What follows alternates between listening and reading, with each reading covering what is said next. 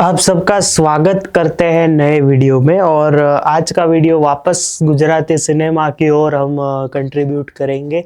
इस बार थोड़ा negative way में करेंगे, मतलब जिनको लगेगा कि ये नेगेटिव है तो उनके लिए नेगेटिव वे में कंट्रीब्यूट करेंगे।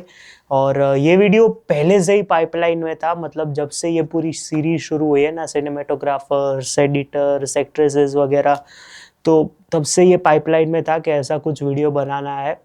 और मैं आपको लास्ट में बताऊंगा कि ये सब वीडियोस बनाने में मेरे इंस्पिरेशन कौन से लोग हैं, क्योंकि बहुत से लोग पूछते हैं कि ऐसे आइडियाज कहाँ से आते हैं आपको, तो हम उसकी बात भी लास्ट में करेंगे। शुरू करते हैं आज का वीडियो, जहाँ पे हमारा आज का टॉपिक है कि 10 ऐसी गुजराती फिल्में। इसमें कोई रैंकिंग नहीं देने वाले हैं हम सिर्फ बात करेंगे उन फिल्म के ऊपर कि ये फिल्म, ये फिल्म, उसके बाद ये फिल्म। उसके अलावा कोई रैंकिंग नहीं डिसाइड की हमने।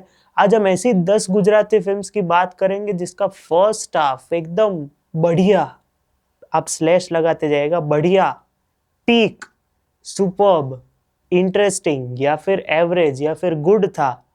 इस सेकेंड हाफ में पूरी फिल्म क्रैश कर गई या फिर पूरी रेल पटरी से दूसरे पटरी पे शिफ्ट हो गई, जिसकी कोई ज़रूरत नहीं थी। तो हमने इसका टाइटल ही वही रखा है कि 10 ऐसी फिल्में जो सेकेंड हाफ में क्रैश हो गई, कि फर्स्ट हाफ इतना बढ़िया कि इनको क्रैश ही करना पड़ा पूरी फिल्म को। तो सबसे पहले बात करते हैं, वो है लकीरों। अब ये फिल्म जो है वो पोस्ट लॉकडाउन आई थी, if I am not wrong. Darshan Ashwin Trivedi इस फिल्म के डायरेक्टर थे।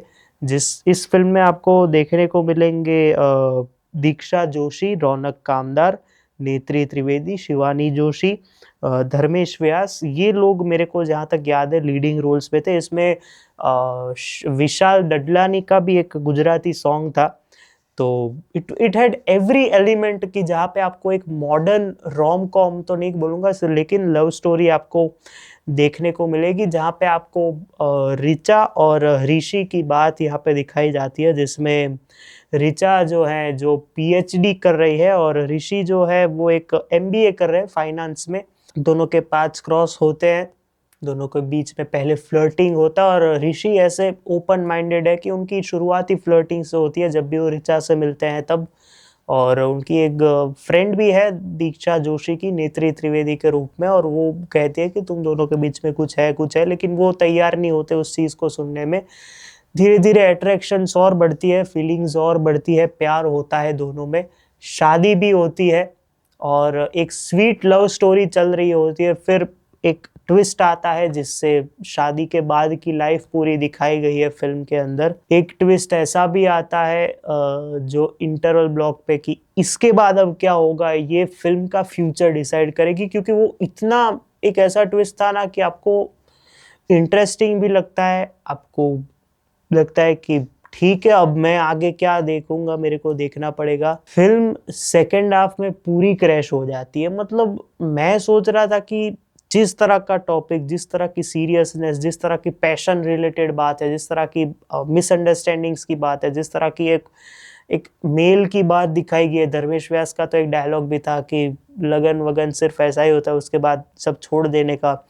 तो एकदम ऐसी serious love story, mature love story देखने को मिलेगी। लेकिन सेकेंड हाफ में फिल्म इतनी स्लो, इतनी बोरिंग, इतनी कंफ्यूजिंग हो गई कि दम टूट गया था, टू बी ऑनेस्ट मेरा। तो आप इतना बढ़िया लिख रहे थे, आपने इतना बढ़िया सेट किया था स्टेज की, अब जो बात होगी वो दोनों साइड से बराबर के होके करेंगे। लेकिन मैं आपको बताऊं, ज्यादातर बात और पॉइंट ऑफ व्यू दीक्षा जोशी के दिखाए, रौनक कामदार को कहीं ना कहीं सेकेंड हाफ में जितना दिखाना चाहिए था, जितना उसकी बात रखने का उसको मौका देना चाहिए था, उतना उन्होंने दिखा नहीं। और मैं स्पॉइलर नहीं दूंगा क्योंकि मैं चाहता हूं कि आप सारी फिल्में देखें तो भी, क्योंकि आपका टेस्ट अलग हो सकता है फिल्मों में।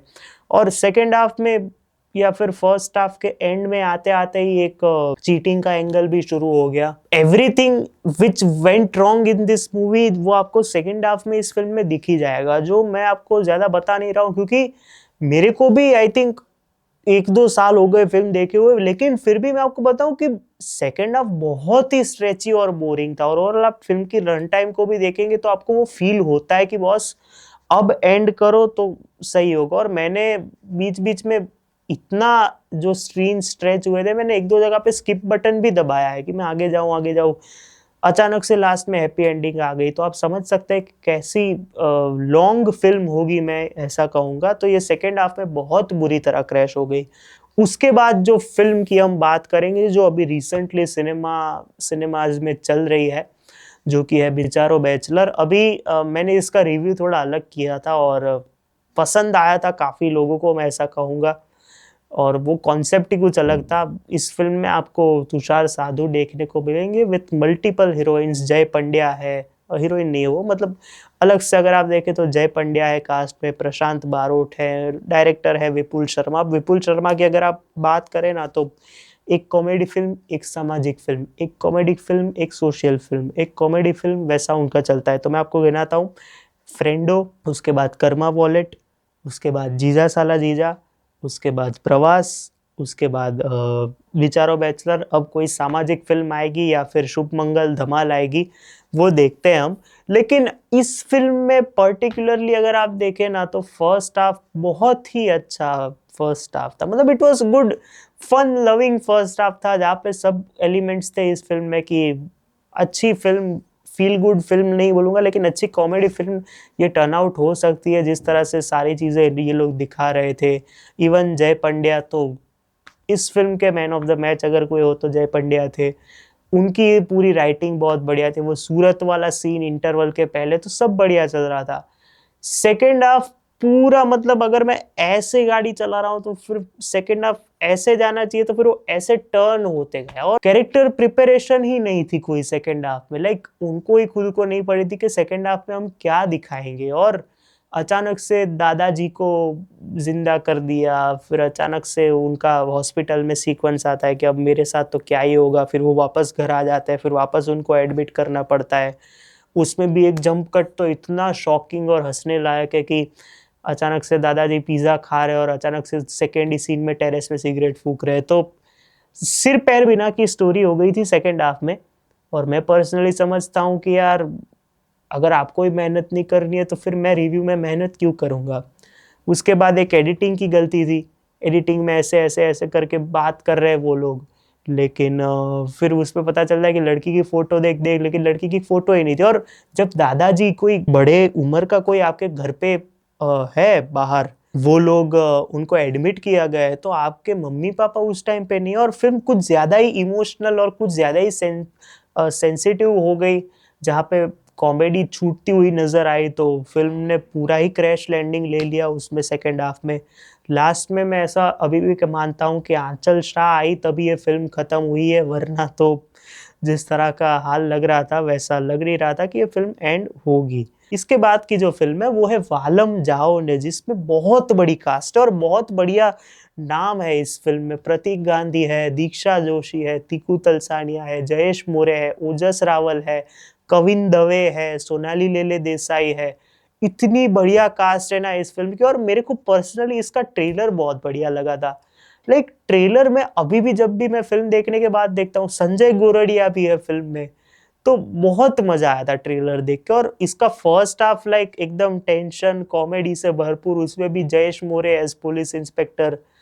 फिर सेकेंड हाफ आते आते क्या हो गया ना कि बाप बेटे की लड़ाई हो गई, संजय गोरडिया की एक अलग लड़ाई चल रही है, टीकू तलसानिया को सर को अचानक से दिखा रहे हैं, फिर अचानक से चले जाते हैं। दीक्षा जोशी का जो एक कैरेक्टर था डेवलप की, वो ऐसी ही है लड़की, उसका कुछ डेवलपमेंट नहीं हुआ। आपको बामिनी मैम का भी एक कैमियो शुरुआत में देखने को मिलता है। तो इतना सब खिचड़ी हो गया ना सेकेंड हाफ में कि वो फन एलिमेंट और फनी डायलॉग्स ही चले गए। और फिर मैं बताता हूँ कि वो डायलॉग्स वापस कब आए, तो जब ओजस रावल की एंट्री हुई सेकेंड हाफ में, वो भी लास्ट में, तब वो डायलॉग्स वापस आए। और शादी नहीं करनी है अचानक से तो तू एक्सीडेंट कर ले, वो सब चीजें हुई। तो अचानक से ऐसा लगा कि are we turning a comedy film into a serious और अ ड्रामा मूवी।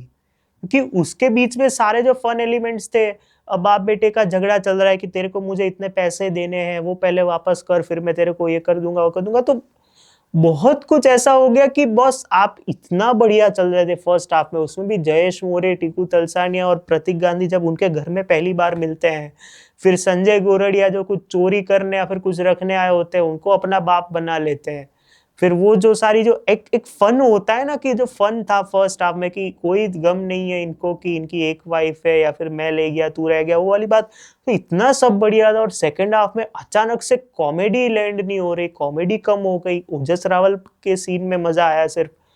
तो मैं सोच रहा था कि बॉस ये क्या हो गया अचानक से, कि मैं अलग ही फिल्म तो नहीं देख रहा हूँ, परफॉर्मेंसेस भी धीरे धीरे डिप होने शुरू हो गए। तो मतलब ये अभी भी मैं सोचता हूँ ना ये फिल्म के बारे में, तो मेरे को लगता है कि यार मैं सेकेंड हाफ किसी और फिल्म का देख रहा था क्या।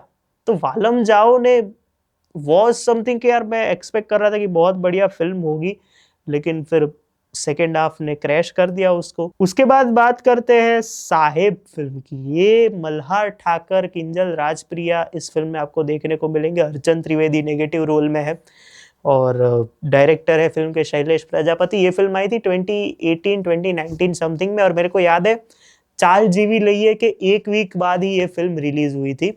मल्हार पूरे अलग रोल में, मतलब आप देखे पूरा सीरियस रोल है उसका, मतलब वो छांट आपको देखने को मिल जाएगी लेकिन पूरे सीरियस रोल में। तो फिल्म शुरू होती है, फिल्म में एक एंगल, रोमांटिक एंगल शुरुआत होता है फिल्म का, एक ब्रदर सिस्टर का एक एंगल शुरुआत होता है। फिल्म में एक पॉइंट आता है जहाँ पे शर्वरी जोशी है आई थिंक, उनकी जो बहन बनी है वो, उनके ट्विस्ट के साथ जो हमने ट्रेलर में भी देखा था, सिस्टम के खिलाफ आवाज निकालने की बात है, सरकार इन्वॉल्व हो जाती है। तो फर्स्ट हाफ का जो बिल्डअप था ना इस फिल्म का कि बहुत सबको साथ में लेके चलेंगे, सिस्टम तभी झुकता है जब कोई एक काम आदमी अपनी आवाज जोर से बोलता है, ये सब बात निसर्ग त्रिवेदी है। एक अचानक से फिल्म मेरे लिए तो फर्स्ट हाफ में कहाँ से डिप होना शुरू हुई मैं आपको बताता हूँ। एक हिंदू मुस्लिम एकता वाला सीन आता है कि हम सब एक है, वहां से थोड़ा ग्राफ नीचे गया मेरे लिए, फिर वापस ऑन द ट्रैक्स आए, फिर वापस नीचे गई। और आप देखिए पॉलिटिशियंस को इतना कम दिखाया है, मतलब उनकी जो एक चाल होती है कि मैं अपने ओपोजिशन को गिराने के लिए कुछ भी कर सकता हूँ, उसको इतना बिट्स एंड पीसीस में फिर अचानक से निसर्ग त्रिवेदी मल्हार के साथ, तू मेरी बेटी से दूर रहना, तू तू जानता नहीं है मैं कौन हूँ। उसके कैमियो में यंग रोल में यश सोनी आपको देखने को मिलता है बॉस, मतलब फिर पता चलता है उनके साथ इसने कुछ धोखा किया है। तो फिर वापस एक सरकार की बात आती है कि मैं आपकी सरकार को ऐसे ही 30 दिन देता हूँ, गिरा दूंगा। फिर अचानक से काउंटिंग रिजल्ट्स आ जाते हैं लास्ट में इलेक्शन के, और वो भी इतना मतलब एकदम कहे ना तो फेक लग रहा था कि यार भगवान है कुछ भी कर सकता है यार, मतलब इसमें सिर पैर बिना की बात है और सीरियस ड्रामा पॉलिटिक्स की बात है तो इतना इलॉजिकल। मतलब आपको, मैं जानता हूँ कि आपको पीपल्स पावर या फिर जनता की आवाज वाली बात दिखानी है, लेकिन थोड़ा तो लॉजिक लगाओ यार, वो वाली चीज है इसमें। और बहुत लूप होल्स है फिल्म में, मतलब मैं इस फिल्म को एक बार ही मैंने देखा है, लेकिन मेरे को अभी भी याद है कि ये एक अलग लेवल पे यार, मतलब डिसअपॉइंटिंग हो गया था सेकेंड हाफ की, यार कुछ सेंस नहीं बना रहा, अचानक से बस भेज दी, कार्यकर्ता अलग हो गए, मैं आपको 30 दिन देता हूँ, तो बहुत कुछ ऐसा था कि बस शॉक हो गया मैं कि यार ये कैसे पॉसिबल हो कर दिया इन लोगों ने। तो साहेब भी सेम चीज, फर्स्ट हाफ में पीक होती है, फिर अच्छी लगती है, फिर इंटरवल तक होता है कि अभी क्या होगा, सेकेंड हाफ पूरा क्रैश हो गया। तो ये एक और फिल्म थी। उसके बाद बात करते हैं 31st की। अब 31st 2024 एंड में आई थी, और फिल्म फ्रॉम माय पर्सपेक्टिव बहुत अच्छी केस स्टडी कह सकते हैं for what a courtroom drama does not should not look like. मैं आपको बताता हूँ, फर्स्ट हाफ का इंटरवल ब्लॉक मुझे अभी भी याद है। मतलब आप जहाँ देखिए कोई भी सीरियस मूवी हो, कोई भी कोर्टरूम ड्रामा मूवी हो ना, उसमें एक म्यूजिक के साथ फिल्म इंटरवल लेती है। इस फिल्म का इंटरवल ब्लॉक मतलब इतना साइलेंट और एकदम, आप थिएटर में भी आप उस इंटरवल को देखेंगे ना तो आपको लगेगा कि एकदम आप हिल जाते हो अंदर से कि ये क्या हो गया, वैसा इंटरवल ब्लॉक था इसका। और फर्स्ट हाफ में इतने सारे एलिमेंट्स थे फिल्म में कि ड्रामा और एक एंटरटेनमेंट पॉइंट ऑफ व्यू से आप देखते जाओ कि बॉस कुछ तो होने वाला है, कुछ तो होने वाला है। सेकेंड हाफ जैसे ही पूरा कोर्टरूम ड्रामा में शिफ्ट होता है तो वो जो एक कोर्टरूम ड्रामा में वो जो ड्रामा है वो मिस हो जाता है पूरा, और पूरा ही आपको ऐसा लगने लगता है कि आप कोई डॉक्यूमेंट्री देख रहे हो, जबकि डॉक्यूमेंट्री में भी एक फन एलिमेंट या फिर कुछ एक इंटरेस्टिंग एलिमेंट होता है जिससे आप इन्वॉल्व रहो थ्रू आउट द फिल्म। इसमें वो ही मिसिंग था सेकेंड हाफ में। सेकेंड हाफ पूरा अगर मैं आपको कहूँ ना तो डेड रबर हो गया था from film treatment point of view. अगर किसी ने उस फिल्म को बचाया था तो वो हितू सर थे, उसके अलावा कुछ नहीं था फिल्म में। मतलब सेकेंड हाफ में इतना सब कुछ जल्दी हो गया, न्याय भी मिल गया, फिर बैक स्टोरी वापस लास्ट में दिखाई कि कैसे सब कुछ हुआ था। सेकेंड हाफ के ना वो मतलब एक स्ट्रिंग्स अटैच्ड होते हैं आपके, वो स्ट्रिंग्स इतने अलग हो गए कि आप डिसअपॉइंट फील करते हो कि यार इस फिल्म के साथ कुछ बहुत कुछ हो सकता था, लेकिन वो हो नहीं पाया सैडली। तो 31st वैसे OTT पे अवेलेबल है, आपने अगर फिल्म देखी हो तो मुझे भी बताइएगा कि आपको ये फिल्म पर्टिकुलरली कैसी लगी। उसके बाद बात करते हैं शुभचिंतक की। बहुत बड़ी कास्ट, बहुत धुरंधर एक्टर्स सारे, मानसी पारेख है, स्वप्निल जोशी, मेहुल बूच, ईशा कंसारा, इतने सारे धुरंधर एक्टर्स है, दीप वैद्य, तुषारिका राज्यगुरु, ये सारे एक्टर्स है, विराव पटेल। तो फर्स्ट हाफ एकदम कहे ना तो हॉट एंड हैपनिंग था, मैं ऐसा कहूंगा। आपको एक बाजू ट्रेनिंग दिखाई जा रही है, आपको मिशन के थ्रू दिखाया जा रहा है, आपको किडनैपिंग दिखाई जा रही है, आपको वो क्रिमिनल और हीरो का टॉक दिखाया जा रहा है कि ये कॉल इतने मिनट चलना चाहिए, ये कॉल इससे ज्यादा नहीं चलना चाहिए। फर्स्ट हाफ एक जगह पे एकदम बड़ा ट्विस्ट आता है कि कौन ये सब करवा रहा था, कौन ये सब, इसका मेन शुभ चिंतक कौन है इसका, उसके रिलेटेड। सेकेंड हाफ पूरा फ्लैट हो जाता है। मतलब सेकेंड हाफ में वो साइड क्वेस्ट नहीं होते जो आपको जरूरी नहीं लगते कि यार ये तो नहीं है स्टोरी के रिलेटेड, ये क्यों दिखा रहे हो।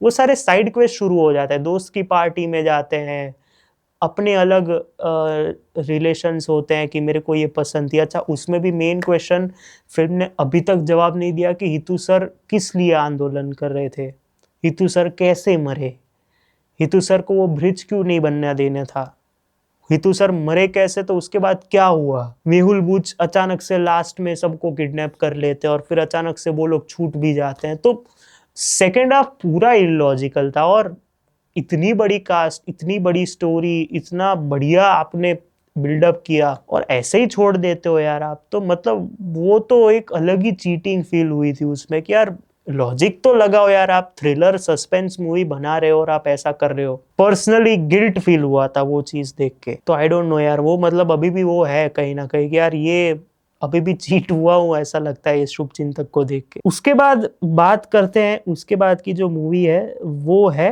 आगंतुक। अब इसका मैंने रिव्यू किया था अगर आपको याद हो तो। सीरियल किलर की बात कहीं ना कहीं इन्होंने छेड़ी, और इसका ट्रेलर इतना बढ़िया कट किया गया था ना कि यार ऐसा आपको लिटरली लगता है कि गुजराती सिनेमा में आप कुछ नया देखने वाले हो। और शुरुआत इतनी बढ़िया, हितेन कुमार का कैरेक्टर से आप सीधा कनेक्ट हो जाते हैं। और वो एक ओल्ड एज वाला फैक्टर होता है ना, जहाँ पे आप देखते हो कि यार ये क्या है यार, आप आपको बार बार कोई ऐसे टॉन्ट मारे या फिर आपको बार बार कोई बोले कि आज की जनरेशन तो ऐसे, तो आपको भी बुरा लगता है। वैसा एकदम घुस गए थे वो कैरेक्टर में। सामने उत्सव नायक का कैरेक्टर जो हमारी एज का था, तो वो भी कहीं ना कहीं आप देखे तो बॉस लड़ रहे थे सामने सामने। फिर एक इंटरवल में ट्विस्ट आता है जो गाड़ी के रिलेटेड अंदर जो था, वो सेकेंड हाफ में पता चलता है कि ये क्यों कर रहे थे। लेकिन उसके बाद जो उस फिल्म का ग्राफ नीचे चले जाता है, स्ट्रेच ही नहीं लगता आपको, रीजंस कुछ अच्छे नहीं लगते कि ये क्यों कर रहा था, ऐसा क्यों हुआ, या फिर ऐसा करने की क्या जरूरत थी। फिर उसके ऊपर एक और ट्विस्ट आपको देखने को मिलता है कि दो सीरियल किलर्स हैं। अब वो कौन है आपको पता, वो देखेंगे तब आपको पता चलेगा। एंडिंग उससे भी एक अलग लेवल ऊपर कि लड़की जो थी वो बच गई, ये इसको मार दिया। हितेन कुमार के कैरेक्टर के साथ क्या हुआ आपने देखा, उत्सव बाई के कैरेक्टर के साथ क्या हुआ वो देखा। तो फिल्म पर्सनली स्क्रिप्ट के पॉइंट ऑफ व्यू से कंफ्यूजिंग और बहुत ही मतलब कहे ना तो आपको लगता है कि यार आपको सीरियल किलर फिल्म ही बनानी है ना तो आप अच्छे से ट्रीट कर सकते थे इस फिल्म को, लेकिन बहुत बोरिंग हो गई मेरे हिसाब से, बोरिंग बहुत हो गई। और उत्सव भाई जो इतने बढ़िया रिएक्शंस, इतने बढ़िया एक्सप्रेशंस दे रहे थे फर्स्ट हाफ में, अचानक से फ्लैट हो गए through out his acting. Hiten Kumar ने कहीं ना कहीं फिल्म के टेम्पो को बचा के रखा, और एक टेंशन बिल्ड होनी चाहिए through out the film second half में, वो बिल्ड ही नहीं हुई, जिसकी वजह से फिल्म पूरी बैठ गई मेरे हिसाब से। तो आगंतुक भी एक बहुत बड़ी डिसअपॉइंटमेंट थी। उसके बाद बात करते हैं धुआंधार की। अब ये film one of the movies है जहाँ पे आपको मल्हार, हितेन कुमार, अलीशा प्रजापति, डिम्पल बिस्किट वाला और नेत्री त्रिवेदी देखने को मिलेंगे। लेट ग्रेट आशीष कक्कड़ सर भी आपको देखने को मिलेंगे। बॉक्सर की कहानी थी और अपनी दोस्त के पिताजी का एक्सीडेंट में उनको मार देते हैं, तो पूरी एक सस्पेंस थ्रिलर मूवी थी। धीरे धीरे फिल्म बढ़ती जाती है, बढ़ती जाती है, बढ़ती जाती है। फर्स्ट हाफ तक तो क्या टेंशन बिल्ड किया था, क्या थ्रिल बिल्ड किया था। उसमें भी हितेन सर की एंट्री मेरे को अभी भी याद है। ये वर्ष के पहले का उनका फिल्म था जहां तक मेरे को याद है, और उसमें ही उनको देख के लगा कि यार बॉस, इनकी एक्टिंग बहुत बढ़िया है। मैं आपको अभी भी इस फिल्म को देखने का रीजन दूंगा ना कोई एक, तो मैं वही बोलूंगा कि आप ये फिल्म हितेन सर के लिए ही देखो, क्योंकि फिल्म शुरू होती है ना तो मल्हार कुछ ऐसा करते हैं, ऐसे करके ऐसे सो जाते हैं। फिर आप सोचते हो कि कुछ गड़बड़ है, जो मैं सोच रहा हूँ अगर इसका ऐसा एंड आया ना तो मैं चीटेड फील करूंगा। और मजे की बात यह है कि उसका ऐसा ही एंड आता है। और गुजरात में बॉक्सिंग की बात ही दिखा नहीं थी आपको। आप मतलब कोई और प्रोफेशन भी दे सकते थे मल्हार को, क्योंकि कोई नामचीन बॉक्सर नहीं है गुजरात में जो ऐसा कुछ करे। और बॉक्सर के पॉइंट ऑफ व्यू से फिल्म अगर देखें ना तो बॉक्सिंग के 2-3 दिखाए होंगे, उसके अलावा बॉक्सिंग की कोई बात ही नहीं है। सिर्फ ट्रेनिंग सेक्शन दिखा दिए एकदम ऐसे, वो ये कर दिया, वो कर दिया, मेरा बेटा ऐसा नहीं है वगैरह। और सेकेंड हाफ में तो इन्वेस्टिगेशन में भी इतना डिप्रेसिव मोड फील करती है फिल्म के, ड्रग्स ले रहा है, क्या हो गया इसके साथ। उसमें भी हेलुसिनेटिंग क्लाइमेक्स एकदम कि बॉस ये क्या हो गया। फिर पता चला ऐसा कुछ तो हुआ ही नहीं था। फिर पता चलता है कि ये फर्स्ट पार्ट ही, अभी सेकेंड पार्ट भी आएगा। तो बहुत कुछ एकदम लूप होल्स से भरा हुआ और एकदम डिसअपॉइंटिंग था कि यार ये तो मैंने सोचा ही नहीं था, लेकिन ऐसा इन्होंने क्यों नहीं सोचा कि हमें ऐसा नहीं सोचना है। तो वैसी बात हो गई थी इस फिल्म को लेकर। धुआंधार भी मतलब आपको चीट फील होता है यार, मैंने जो सोचा था वैसा तो एटलीस्ट आपको प्रिडिक्टेबल नहीं करना था फिल्म को। सिर्फ हितेन कुमार की परफॉर्मेंस थी उस फिल्म में, मैं ऐसा कहूंगा। अब लास्ट 2 मूवीज की बात करते हैं। सबसे पहले बात करते हैं काशी राघव की। काशी राघव अभी आई नहीं है, तो मैं उतना ही बोलूंगा कि फर्स्ट हाफ जहां पे जयेश मोरे का एक पीक परफॉर्मेंस है, जहां पे इंटरवल पे एकदम आप कहे ना, पीछे जुबिन नौटियाल की आवाज में माँ गंगा का बजना, और फिल्म की एक हाइट चली जाती है, एकदम ऊपर चली जाती है फिल्म। और सेकेंड हाफ आते ही मतलब सब कुछ धीरे धीरे धीरे धीरे अलग होते जाता है कि प्यार किया है लेकिन उसको ही बेच दिया। ऐसा तो कैसा प्यार है आपका कि आपको आपने ईगो पे ले लिया। क्योंकि प्यार में लोग भाग जाते हैं, अपनी बंदी को बेच नहीं देते। उसके बाद धीरे धीरे सब कुछ वापस जुड़ने लगता है। लेकिन तब तक फिल्म में क्या होता है ना कि आप फिल्म को प्रिडिक्ट करने लगते हो सायराट के साथ या फिर धड़क के साथ, क्योंकि सेम प्लॉट में नहीं कहूंगा लेकिन सेम आपको नजरिए दिखने लगते हैं दोनों फिल्म के। और आप जैसा सोचते हो कि इसका एंड क्या होगा, अगर ऐसा एंड है तो भी मैं रेडी हूँ। अगर वैसा सैराट जैसा एंड होगा तो भी मैं रेडी हूँ। और वैसा ही होता है, मतलब 50-50, आपने जैसा सोचा होता है वैसा एंड होता है, और जैसा सैराट में था वैसा एंड होता है। तो फिल्म लेट डाउन थी मेरे हिसाब से। मतलब जो एक ग्राफ सेट किया था ना उन्होंने कि एकदम रिलेशनशिप्स में दरार है, इन दोनों में बन नहीं रही है, सब कुछ वैसा दिखा के, तो मतलब वो जो एक मोमेंट था ना जहाँ पे आपको लगता है कि बॉस ये तो मैं नहीं सोच रहा था कि ऐसा कुछ होगा, और ऐसा क्यों हुआ। फिल्म जहाँ पे एक महान फिल्म बन सकती थी, फिर वो एक डिसअपॉइंटमेंट या फिर बिलो एवरेज फिल्म बन जाती है। Last but not the least, ये एक ऐसी फिल्म है जहां पे सिर्फ ऐसा दिन था जहां पे सारे क्रिटिक्स को ये फिल्म पसंद नहीं आई थी, फिर भी ये फिल्म बॉक्स ऑफिस पे अलग लेवल का हाहाकार मचा के जाती है। मैं बात कर रहा हूँ हाहाकार की। ट्रेलर तो बॉस, टीजर से ही एक वाइब कनेक्ट हो गई थी कि भाई ये यूथ को तो जो कनेक्ट करेगी ना फिल्म, और उन्होंने कनेक्ट किया भी था। हमारी बात तो अलग है यार, मतलब लेकिन यूथ के साथ जो कनेक्ट किया था, फिर वो टीजर हो, ट्रेलर हो, मधुरो दारूडो गाना हो, और फर्स्ट हाफ फिल्म का बहुत बढ़िया था। जिस तरह से उन्होंने सारी चीजें बिल्डअप की, सारी चीजें दिखाई, सारी चीजें पूरी कैब शेयर वाली बात दिखाई, अंटिल वो LIC या फिर राहुल रावल वाला सीन आया ना, तब मैंने सोचा कि अगर ये यहाँ तक रहे तो ठीक है, लेकिन उसके बाद अगर ऐसे कुछ अचानक से कैरेक्टर्स आते जाएंगे without any introduction, without any story, तो फिर खत्म है खेल। फिर कुशल भाई आए, फिर विशाल भाई आए, फिर हेतल सर आए, फिर भी बीच में तुषारिका मैम आए। तो इतना सब कुछ हो गया ना कि इंसान थक गया कि बॉस ये गाड़ी ना पंक्चर होने वाली है अब ये। उसमें भी चेतन दैया की गाड़ी चला रहे थे तो उनका कोई कॉल मैसेज नहीं कि मेरी गाड़ी कहाँ है, इतनी रात को आप लोग कहाँ घूम रहे हो। अचानक से वो जो बुटलेगर था वो अचानक से लास्ट में जाग जाता है, और वो लाल स्विच और लीली स्विच वाला जो कंफ्यूजन था उसकी वजह से अब सेकेंड पार्ट भी आएगा। तो मतलब इतना कुछ लूप होल्स या फिर इतने 2-3 लूप होल्स थे ना कि आप सोचते हो कि यार अगर सेकंड पार्ट ही लाना था तो इन सब कैरेक्टर्स की क्या जरूरत थी, क्योंकि इनके तो लास्ट में कैमियोज ही थे। इतना कुछ हेमांग दवे को मतलब लिटरली बॉल्ड कर दिया, फिर भी आपने लास्ट में स्टोरी ऐसे क्यों छोड़ी कि मेरे को किसी के खिलाफ कंप्लेंट लिखवानी या फिर मेरे को किसी से बदला लेना है। तो वो पूरा जो मर गया था वो अचानक से जिंदा कैसे हो गया? मैं तो अभी भी वो सोच रहा हूँ कि वो जिंदा कैसे हो गया यार। मतलब स्टोरी सेकेंड हाफ में फॉर ग्रांटेड हो गई कि यार ये तो पॉसिबल नहीं है। और ये पूरी जो मैंने लिस्ट बताई ना, ये उस सब का सबसे बड़ा लेट डाउन था कि इतना सब कुछ प्रॉमिसिंग, फर्स्ट हाफ इतना धमाकेदार और सेकंड हाफ में स्टोरी से कुछ लेना देना नहीं और वैसी सारी चीजें चल रही है, गे कैरेक्टर्स इंट्रोड्यूस हो रहे हैं और डबल मीनिंग डायलॉग्स चल रहे हैं थ्रू आउट। खैर कोई बात नहीं, ऑडियंस ने तो इसको 2 हाथों से एक्सेप्ट कर लिया, तो वही बड़ी बात है फिल्मों के लिए। तो ये मेरा 10 फिल्मों का लिस्ट था, जहाँ पे आपने देखा कि ये ऐसी 10 फिल्में थी जो सेकेंड हाफ में बहुत बुरी तरह क्रैश हो गई, जिसका फर्स्ट हाफ इतना बढ़िया पीक अच्छा बेस्ट था कि सेकेंड हाफ इसको झेल ही नहीं पाया, पूरे राइटिंग या फिर एक्टिंग या फिर इवन क्लाइमेक्स के या फिर सेकेंड हाफ के नज़रिए से। और मैं आपको बताऊं, मेरे को ये सारे वीडियोस की इंस्पिरेशन मिलती है, मैं 2 चैनल्स को फॉलो करता हूं कि मैं भी ऐसा कुछ करूं गुजराती सिनेमा के लिए।